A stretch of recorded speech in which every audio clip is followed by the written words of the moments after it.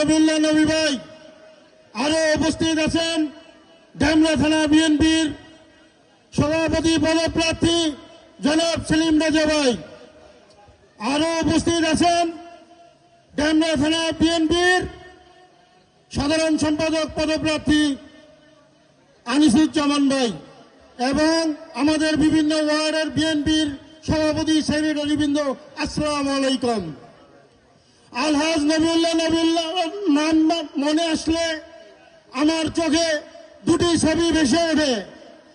এক, সেই শৈশবে দেখেছিলাম আলহাজ নবিউল্লাহ নবী কিভাবে যাত্রাবাড়িতে পুলিশের সাথে আন্দোলনে দস্তাদস্তি করেছে। আর এই বয়সে এসে আরেকটা ছবি আমার মনে ভেসে ওঠে, সেটা হলো 2020 সালে করোনার সময় আলহাজ নবিউল্লাহ নবী ভাই এই ডেমরায় যেইভাবে কাজ করেছে, ডোর টু ডোর গিয়েছে, তার অবদান ভুলে যাওয়ার মতো নয়। আপনারা তার ফেসবুক প্রোফাইলে 2020 সালে 2021 সালে চেক করে দেখবেন সে আপনাদের জন্য কিভাবে কাজ করেছে।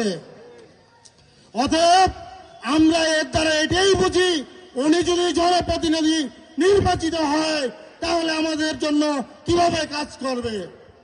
অতএব আপনারা আলহাজ নবিউল্লাহ নবী ভাইকে ধানের শীষে ভোট দিয়ে জয়যুক্ত করবেন, এটা আমি এই আশাবাদ ব্যক্ত করে আমি আমার বক্তব্য এখানে শেষ করছি।